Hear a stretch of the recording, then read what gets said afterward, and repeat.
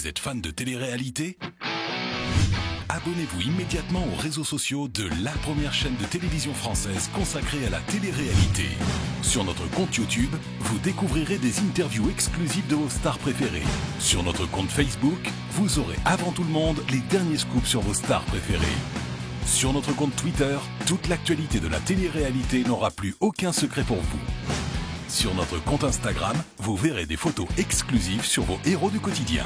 Enfin, sur notre compte Snapchat, vous verrez des séquences inédites avec tous ceux qui font de la télé-réalité. Vous pourrez également participer au casting de nouvelles émissions de télé-réalité en vous rendant sur notre site internet. Pour plus d'informations sur notre chaîne, rendez-vous sur notre site internet à l'adresse www.telerealité.tv. La première chaîne de télévision 100% télé-réalité.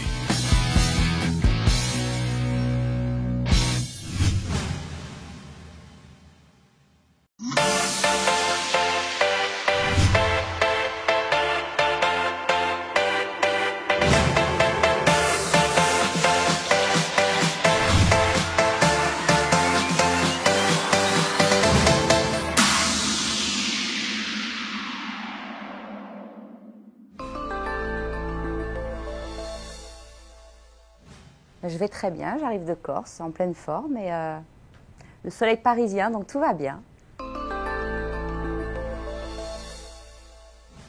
J'étais une petite fille très sage, très posée. En fait, je suis la même, j'ai évolué avec les années, mais je suis restée la même, assez discrète. Je regarde beaucoup autour de moi, j'étudie beaucoup les gens, et ça fait partie de ma personnalité. Et après, je choisis les personnes vers qui je vais pouvoir aller. Et je n'ai pas changé, je suis comme ça depuis mon enfance.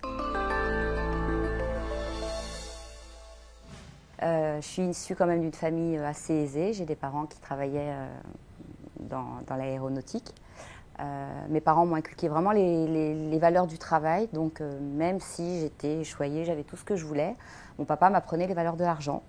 Donc il me faisait travailler dans son atelier, très très jeune.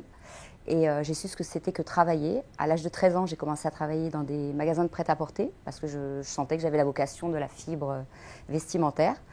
Et de moi-même, je lui ai dit, écoute, moi, travailler à l'usine, ça ne m'intéresse pas, je préfère faire du vêtement. Et je suis partie travailler, il m'a laissé faire. Pourtant, j'étais très jeune, j'avais 13 ans. Donc, j'étais choyée, mais je travaillais. Alors, j'ai quitté le cocon familial très jeune, à l'âge de 17 ans, presque 18 ans, pour suivre un homme, parce que je suis corse d'origine, je vivais sur Paris, lui, il vivait en Corse. Et en fait, j'ai voulu le rejoindre. Je suis partie vivre sur Nice.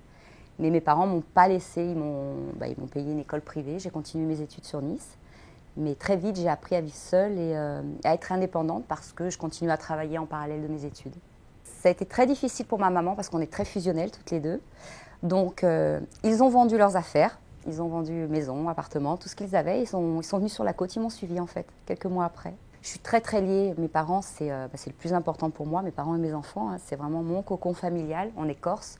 Donc on est très famille, on est très unis. Je ne fais rien sans leur approbation, même si mon papa Secret Story, à la base, il n'était pas du tout d'accord. Mais bon, il connaît sa fille, il sait que j'ai du tempérament et quand je veux faire quelque chose, vraiment, je vais jusqu'au bout. Et puis, il savait que je ne lui ferais pas honte, donc c'est passé.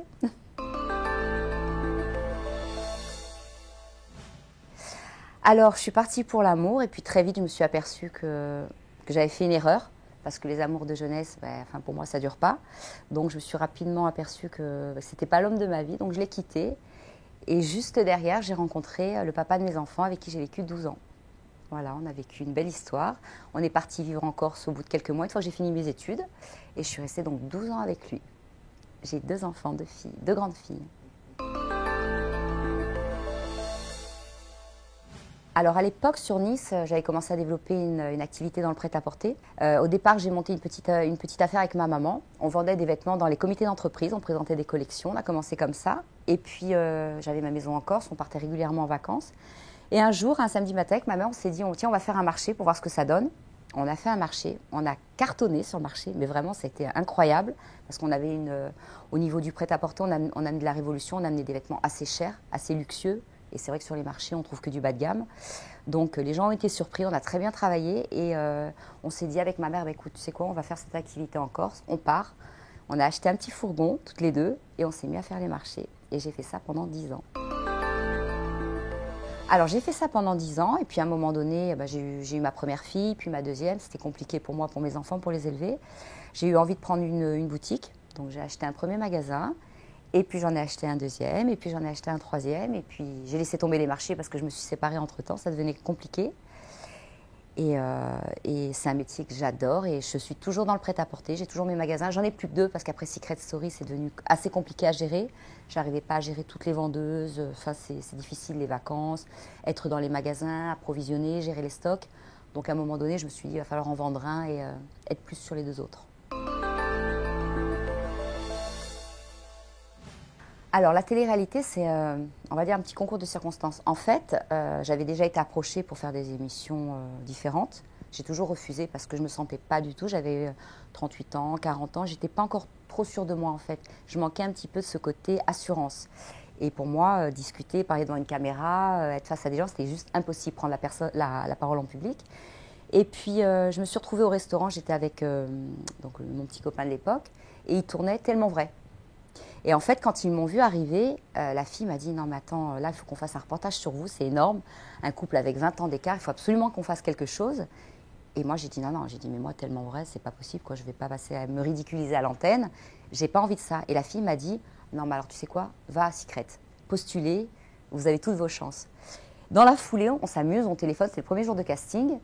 Et là, on tombe sur le casteur qui nous demande quel est notre secret, on lui raconte. Il nous demande une vidéo. Il regarde mon Facebook au départ, il me dit « Mais quel âge tu as ?» et tout. Je lui donne mon âge. Il me dit « Mais les photos que tu as de toi en maillot, c'est des photos d'il y a 10 ans ?» Je dis « Ah non, non, non, je les ai fait il y a 2 mois. » Il m'a dit « Je veux une vidéo de vous. » On lui envoie une vidéo. 10 minutes après, il nous appelle, il m'a dit « Je vous veux à Paris demain. » Et là, j'ai dit à mon ex, je lui ai dit « C'est quoi, on va être pris. » Et lui, il me dit « Mais attends, c'est juste pas possible, il y a 80 000 demandes. » Je lui ai dit « Tu verras qu'on est pris. » Cougar, c'est d'actualité. Des femmes plus âgées qui sortent avec des petits jeunes, c'est pas évident, il faut assumer, oser se montrer, oser se présenter, c'est se dévoiler devant la France entière. Et je lui dis, tu verras que ça va marcher, qu'on va être pris. Et on a cartonné au casting. Ça a été unanime, que ce soit auprès de la chaîne, auprès des casteurs. On a senti de suite que c'était bon. Alors, je vais vous raconter l'anecdote que personne ne sait. On est dans la confidence. En fait, quand on a passé le casting, Vivian, qui était vraiment très chaud pour faire de la télé-réalité, c'était son rêve. Moi, pas du tout, parce que je savais que derrière, j'avais à assumer tout ce qui allait arriver par rapport à mes enfants, mon travail, etc. J'étais pas du tout motivée. Donc, quand j'ai passé le casting, j'ai joué le jeu. J'étais bien, j'étais moi-même. Mais la directrice de casting est venue me voir et elle m'a dit « Nathalie, je te sens pas du tout. » Et je lui ai dit sincèrement, je lui ai dit « Moi, la télé-réalité, c'est pas ma vie, j'en ai rien à faire.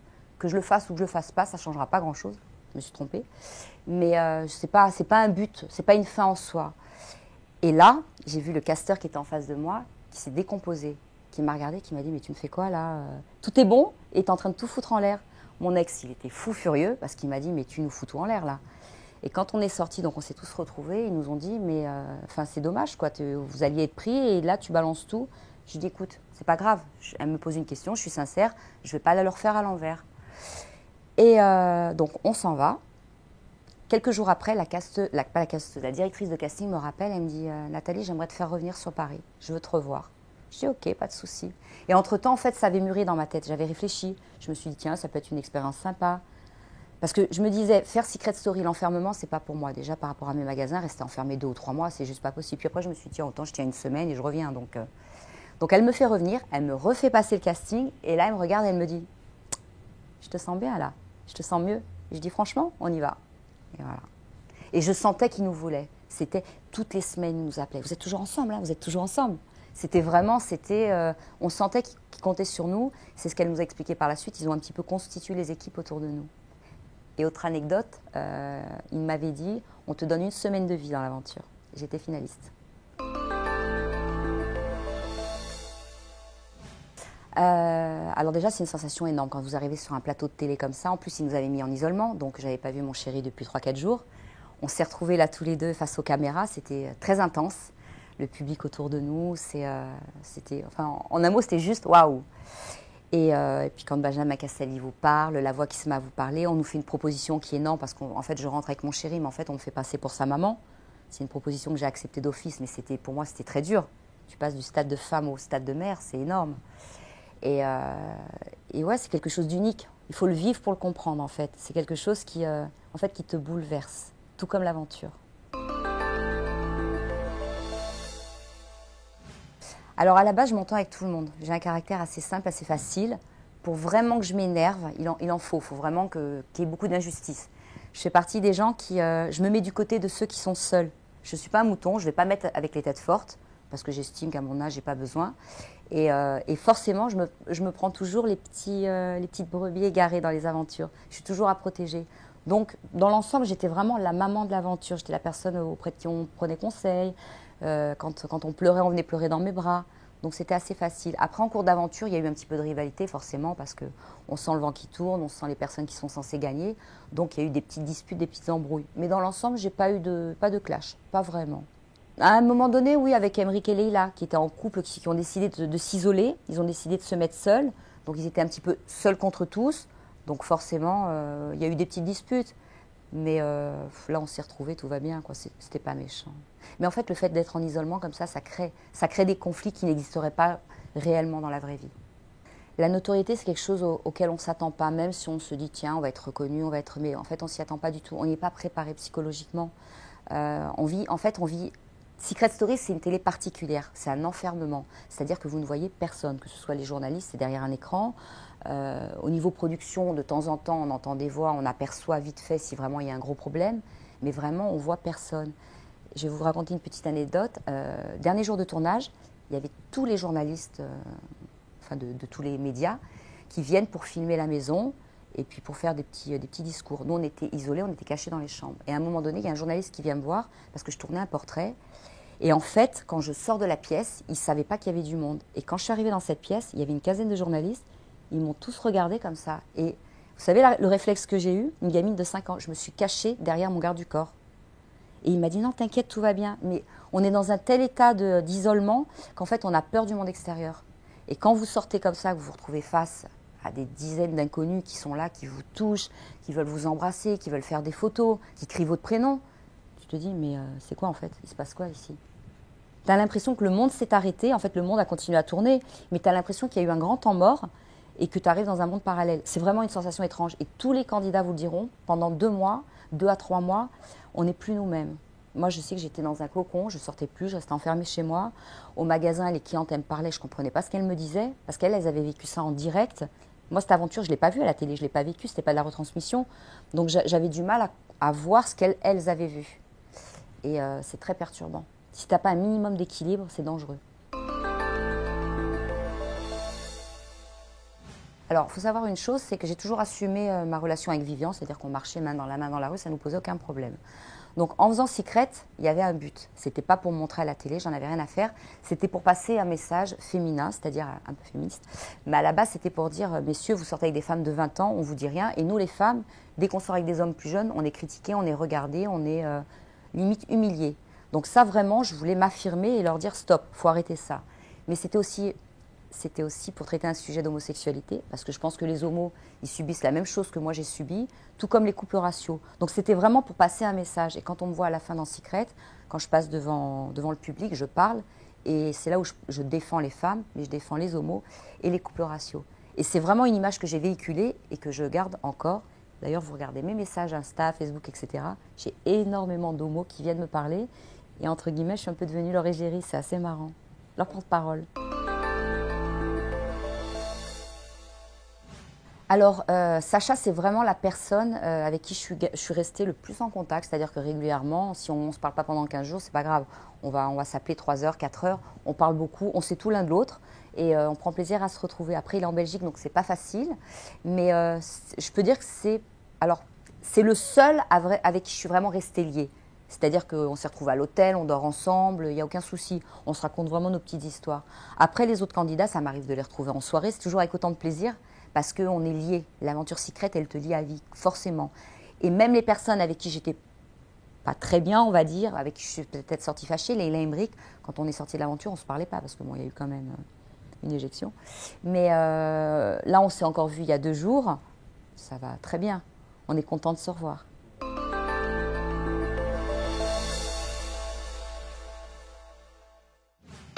Vous êtes fan de télé-réalité ? Abonnez-vous immédiatement aux réseaux sociaux de la première chaîne de télévision française consacrée à la télé-réalité. Sur notre compte YouTube, vous découvrirez des interviews exclusives de vos stars préférées.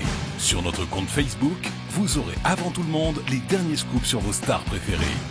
Sur notre compte Twitter, toute l'actualité de la télé-réalité n'aura plus aucun secret pour vous. Sur notre compte Instagram, vous verrez des photos exclusives sur vos héros du quotidien. Enfin, sur notre compte Snapchat, vous verrez des séquences inédites avec tous ceux qui font de la télé-réalité. Vous pourrez également participer au casting de nouvelles émissions de télé-réalité en vous rendant sur notre site internet. Pour plus d'informations sur notre chaîne, rendez-vous sur notre site internet à l'adresse www.telerealité.tv. La première chaîne de télévision 100% télé-réalité.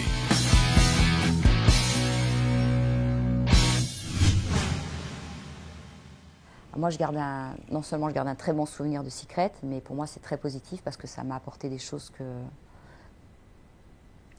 Comment dire humainement, c'est très fort. Vous apprenez beaucoup de choses sur vous, choses que je ne pensais pas à mon âge.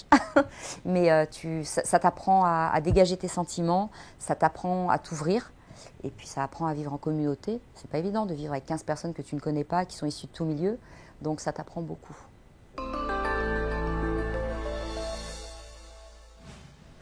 Alors, c'est vrai qu'à la base, j'étais pas du tout partie pour faire de la télé-réalité, mais justement par rapport à toutes ces critiques que je pouvais recevoir sur les réseaux sociaux dont on a parlé tout à l'heure, parce que c'est pas évident d'en prendre plein la tête, on me disait fini. Déjà dans Secret, on me disait tu vas rester une semaine, tu tiendras pas par rapport à ton âge.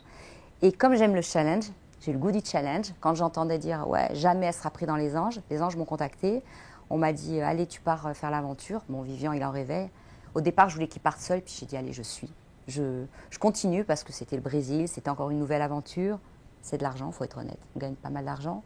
Donc j'ai dit, allez, je poursuis. Ça tombait dans une période où mes magasins n'avaient pas trop besoin de moi. Donc je me suis dit, je continue. Puis je continuerai comme ça à revendiquer mes valeurs féministes. C'était les anges au Brésil. Je ne l'ai pas très bien vécu. Et je ne l'ai pas très bien vécu parce que contrairement à Secret, il y a quand même un jeu d'acteurs. Il faut être honnête. Alors, je ne vais pas dire qu'on t'impose des scènes ou qu'on t'impose des dialogues, c'est pas du tout ça. Mais il y a des lignes directives qui ne sont pas forcément celles que j'avais envie de suivre. Et parfois, je m'égarais un petit peu, on me rappelait à l'ordre. Et la diffusion des images n'est pas conforme à ce que moi j'ai été.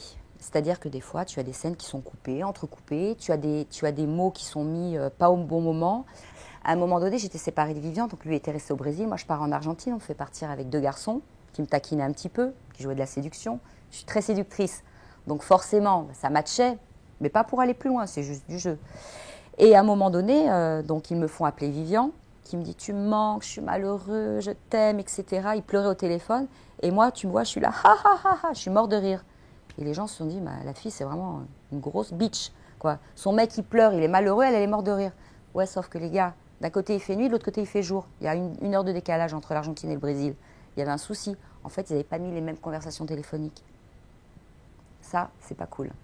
Voilà. C'est le genre de choses qui fait que forcément, on n'a pas eu forcément une bonne image de moi. À un moment donné, j'ai une scène de séduction avec un garçon. Le gars, il me dit, j'ai envie de t'embrasser. Je lui dis, écoute, tu sais quoi, tu m'approches pas, tu m'embrasses pas. Donc, pour moi, c'est clean, c'est clair, il n'y a pas de souci. Lui, derrière, quand il est en interview, il dit, elle est chaude, elle est bonne, elle en veut. Les gens, qu'est-ce qu'ils retiennent? Elle est chaude, elle est bonne, elle en veut. Et on part sur cette image de séductrice, mais la fille qui est en couple et qui va séduire un autre homme. Alors que le gars, tout au long de l'aventure, non, j'en veux pas, je le jette. Et ça, je trouve que c'est terrible. Ils ne pensent pas aux conséquences. Parce que quand vous sortez de là, quand vous avez la diffusion, les gens, ils vous insultent, ils vous traitent de tous les noms, ils sont méchants. Alors ceux qui ont un minimum d'intelligence, ils comprennent, ils disent non mais attendez, la fille elle refuse, elle n'a rien fait. Mais 90% qui sont assez jeunes vont dire non mais elle c'est vraiment une salope quoi. C'est malheureux. Alors oui et non. Oui dans le sens où la notoriété est très difficile à assumer. C'est vrai que forcément quand vous devenez célèbre, vous avez beaucoup d'occasions. Moi je suis une femme, je veux dire ça ne me dérange pas, c'est pas je sais dire non. Un jeune homme de 25 ans, quand il est soumis à la tentation de jeunes femmes de 20 ans qui sont là, qui montrent leur corps, qui t'attrapent en boîte, qui veulent te choper, c'est plus difficile. Donc ça pouvait pas continuer, c'était compliqué. Avant de faire de la télé-réalité, Vivian tenait un restaurant, il était patron d'un restaurant, il avait une certaine maturité. Alors je sais, vous allez me dire, c'est pas possible, Vivian de la maturité, c'est pas possible. Vivian est quelqu'un de très hyperactif, mais vraiment. Et en fait, je le canalisais. Sauf qu'avec la télé-réalité, j'ai plus du tout réussi à le canaliser, il est parti dans tous les sens.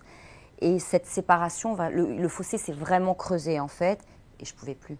J'avais affaire à un gamin, plus à un homme, et pour moi, c'était pas possible. Je pense que c'est plus en fait son immaturité, le creuset, c'est plus son immaturité, le fossé que ça a creusé entre nous qui a fait qu'on s'est séparés. Tout à fait, j'ai été contactée pour faire la Villa des Cœurs Brisés. J'ai accepté de suite parce que je me suis dit pourquoi pas, un coach de la part d'une femme, elle a 35 ans, Lucie. Je me suis dit ça va peut-être me servir, je vais peut-être pouvoir, peut-être que j'ai un problème. Vous savez, dans la vie, on a l'impression que tout va bien, mais je me suis dit c'est peut-être moi qui ai un problème avec les petits jeunes. C'est peut-être pas une très bonne idée, donc j'ai accepté d'être coachée, d'être filmée. Et puis je me suis dit on verra. Et j'ai bien fait parce que c'était une très belle aventure, une très belle expérience, une belle télé-réalité où vraiment c'est pas biaisé. Les gens sont vrais, c'est des vraies histoires, on a tous ouvert notre cœur, on a parlé librement et finalité, je me suis aperçue que ça n'avait rien d'anormal de sortir avec des hommes plus jeunes, c'est un choix personnel, qu'il faut le respecter. Les gens qui ne sont pas contents, c'est pas mon problème, ils n'ont qu'à pas regarder. Mais Lucie m'a bien aidée et je me suis quand même aperçue qu'un petit jeune, à un moment donné, ça va coincer et qu'il faut que j'aille vers des hommes plus matures. Dans la Villa des Cœurs Brisés, je ne vais pas dire que j'ai vraiment eu de coup de cœur. Je me suis très bien entendue avec Romain qui était mon prétendant. C'était une jolie petite histoire. Bon, je savais que ce ne serait pas une histoire d'amour. Mais sinon, au-delà de ça, non, j'ai pas eu vraiment de gros coups de cœur. Nathalie, au bout de 2 ans et demi, est toujours célibataire. Je suis toujours un cœur à prendre, un gros cœur à prendre. Mais ça devient très compliqué pour moi.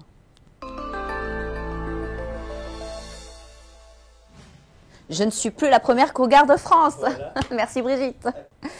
Le fait que Brigitte et Emmanuel arrivent à l'Élysée, c'est une très bonne chose pour moi parce que déjà je suis plus la première dame de France, non.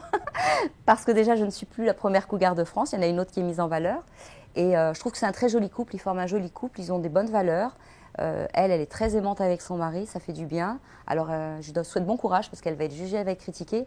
Mais je lui ai déjà frayé un passage, donc ça va être plus facile pour elle.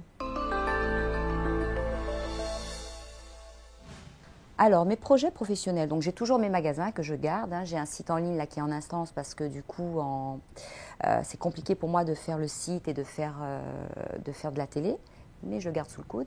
Après, je me suis un petit peu lancée dans tout ce qui était partenariat, influenceur. Alors à la base, c'est vrai qu'on est critiqué parce qu'on nous dit qu'on fait beaucoup de publicité, sauf que moi, je choisis mes publicités, je teste les produits et je donne des conseils à toutes les personnes qui me suivent. Et c'est de plus en plus apprécié. Donc, je me dirige dans ce domaine. Avis à toutes les marques qui me regardent, si vous avez envie que je vous représente, avec grand plaisir. Aujourd'hui, tout réseau confondu, je touche à peu près 500 000 personnes. Alors, mon Facebook, c'est Nathalie Marilyn Andréani, à la Corse. Mon Instagram, c'est Nathalie-Andréani-La-Villa 2. Mon Twitter, off Nathalie SS8. Et mon Snapchat, Natacha Vénus. Alors, je précise, Natacha, c'est mon surnom petite et Vénus, c'est mon magasin.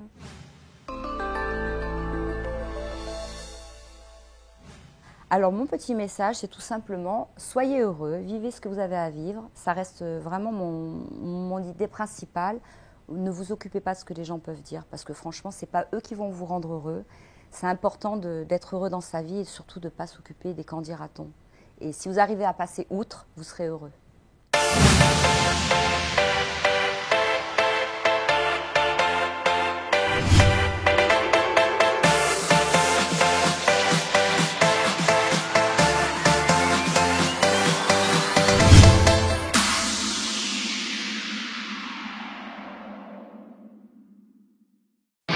Vous êtes fan de télé-réalité ? Abonnez-vous immédiatement aux réseaux sociaux de la première chaîne de télévision française consacrée à la télé-réalité.